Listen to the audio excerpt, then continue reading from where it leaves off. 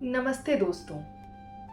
हम शिव सूत्र 6 तक समझ चुके हैं। शिव सूत्र 6 शक्ति चक्र संधाने विश्व संहारः, जिसका अर्थात ये है कि सभी चक्रों को जागृत जब हम कर लेते हैं तो हमें परमात्मा से एकत्व का अनुभव होता है।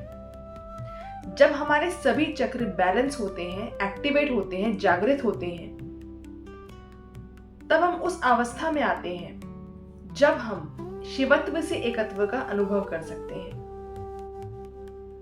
हमारी चेतना परमात्मा से मिल जाती है। दोस्तों, आज हम शिव सूत्र 7 समझेंगे।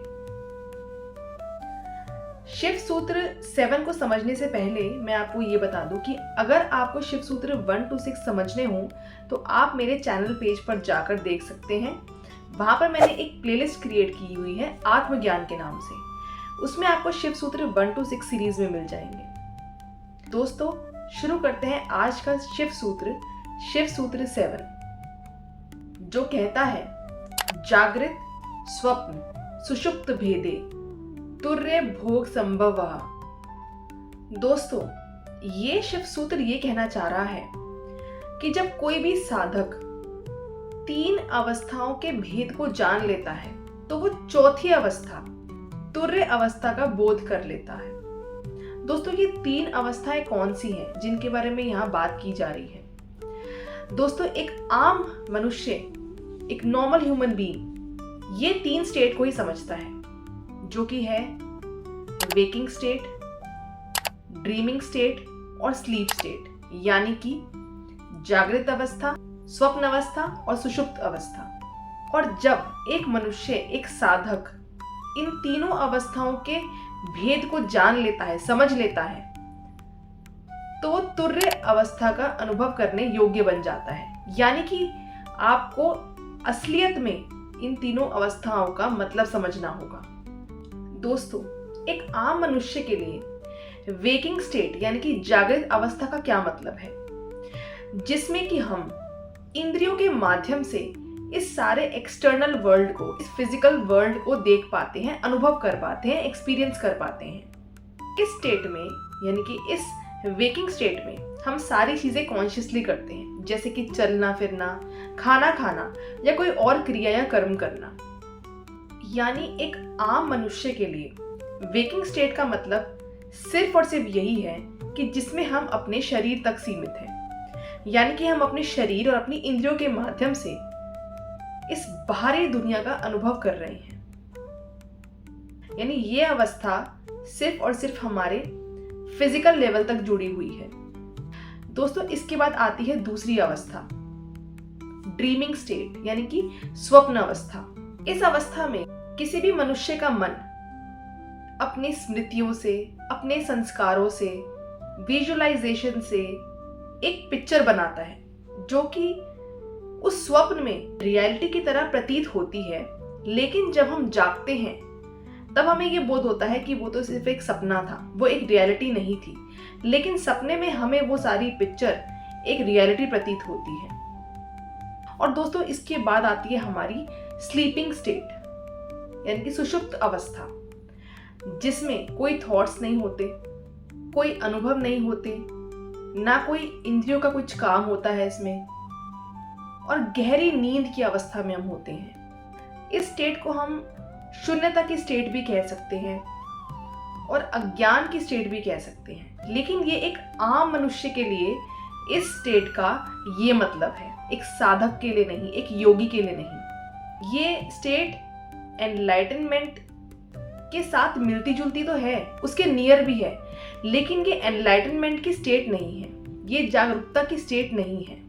इसमें हमारा सबकॉन्शियस एक्टिवेट तो होता है, लेकिन वो जागरूक नहीं होता, अवेयर नहीं होता। आप कहाँ सो रहे हैं, कैसे सो रहे हैं, ये सब आपको कुछ नहीं पता रहता। तो दोस्तों, एक सामान्य मनुष्य इन 3 अवस्थाओं तक ही सीमित है। लेकिन दोस्तों, इन 3 अवस्थाओं से परे भी एक अवस्था है जिसे हम कहते हैं तुर्य अवस्था।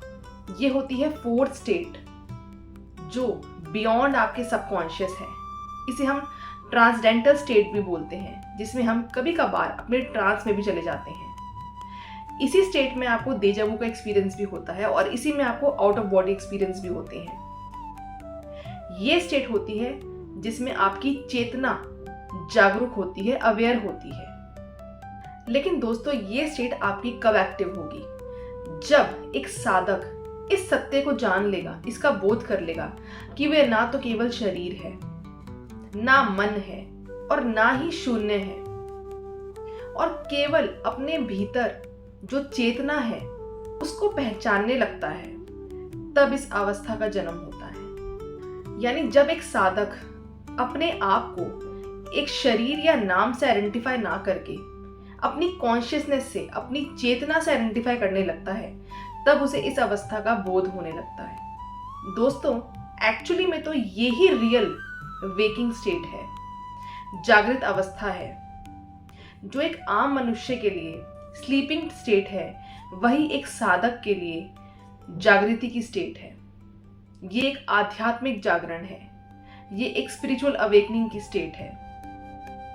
और दोस्तों, जैसे जैसे हमारी जागरूकता बढ़ती है, इस अवस्था में आनंद यानी कि ब्लिस, सुप्रीम ब्लिस और परम शिव से मिलन भी संभव होने लगता है। दोस्तों, ये शिव सूत्र हमें ये समझाता है कि हम अपनी लाइफ में अननेसेसरी का स्ट्रेस और स्ट्रेन लेके अपनी लाइफ को कॉम्प्लिकेट करते हैं, उसे कॉम्प्लेक्स बनाते हैं। और ऐसा क्यों? क्योंकि हम ऐसा मानते हैं कि हम ही कर्ता धर्ता है, हम ही कर्म करने वाले हैं, हम डूअर हैं। जबकि रियलिटी ये है कि सारी क्रियाएं और कर्म हमारा शरीर कर रहा है, जिसमें बुद्धि, अहंकार और माया बसते हैं। यानी सारे कर्म और क्रिया हमारे शरीर द्वारा किए जा रहे हैं और हमारी चेतना, हमारी आत्मा साक्षी होकर उन सब कर्मों और क्रियाओं को ऑब्जर्व करती है। लेकिन हम ये सब भूल जाते हैं कि हम एक आत्मा है, हम सिर्फ और सिर्फ एक आत्मा है।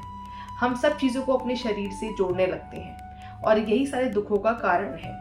दोस्तों, आत्मा परम स्वरूप का एक छोटा सा अंश है, परम चेतना का एक छोटा सा अंश है, और आत्मा साक्षी भाव रख के आपके सभी कर्मों को ऑब्जर्व करती है।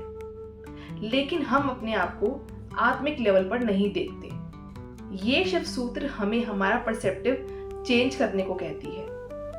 आप अपने आप को किसी नाम या शरीर से आइडेंटिफाई ना करें, अपने आप को एक आत्मा के रूप में देखें, अपनी आत्मा को पहचानने की कोशिश करें। दोस्तों, रामना महर्षि ने इसके ऊपर एक बहुत अच्छा एग्जाम्पल दिया है। दोस्तों, जब एक पैसेंजर ट्रेन पर अपने एक सूटकेस के साथ चढ़ता है, तो अगर वो अननेसेसरली उसे अपने सर पर रखता है या वो अपने हाथ में पकड़े रखता है, तो वो एक खामखा का स्ट्रेस या स्ट्रेन क्रिएट कर रहा है। जबकि उसे ये पता है, उसे ये ज्ञात है कि वो ट्रेन उसे और उसके सूटकेस को, दोनों को ही डेस्टिनेशन पर पहुंचाएगी। तो जिस तरह वो ट्रेन उस पैसेंजर और सूटकेस को डेस्टिनेशन तक ही पहुंचाएगी, हमें भी खुद को उसी सुप्रीम कॉन्शियसनेस को, परम शिव को, उस हाईएस्ट पावर को, अपने आप को समर्पित कर देना चाहिए। अपनी हर एक चीज को उन्हें सौंप देना चाहिए। हमें उस परम शिव में, परमात्मा में पूर्ण विश्वास रखना चाहिए, क्योंकि सब कुछ रचने और करने वाले तो स्वयं परम शिव है, हम कोई नहीं है। तो हर कर्म और हर सिचुएशन को हम अपने हाथ में लेने की सोचते हैं, और यदि हम उसे कंट्रोल करने की सोचते हैं, तो हम अननेसेसरी का अपने ऊपर ही बर्डन क्रिएट कर रहे हैं। ये सोच के कि हमें ही सब कुछ करना है, हम ही सब कुछ कर रहे हैं, हम अपनी लाइफ को अननेसेसरली कॉम्प्लेक्स बना रहे हैं।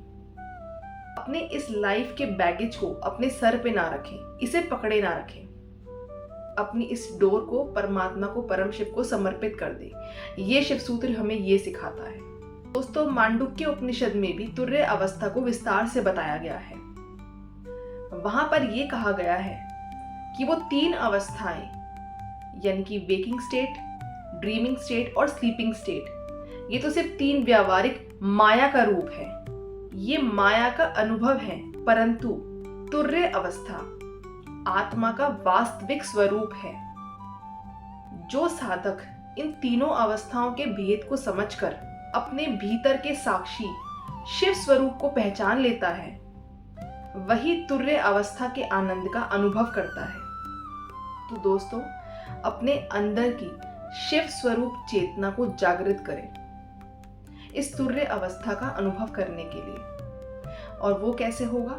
वो ध्यान से, तप से और साधना से होगा। दोस्तों, अगर आपको आज का ये शिव सूत्र अच्छा लगा हो और ज्ञानवर्धक लगा हो तो इस वीडियो को लाइक करें, मेरे चैनल को सब्सक्राइब करें ताकि आप आगे की ऐसी और वीडियो सुन पाएं, और मेरे चैनल पे जो बेल आइकन है उसे प्रेस करना बिल्कुल ना भूलें ताकि आप इस सीरीज में मेरे साथ कनेक्टेड रहें। मिलते हैं अगली वीडियो में।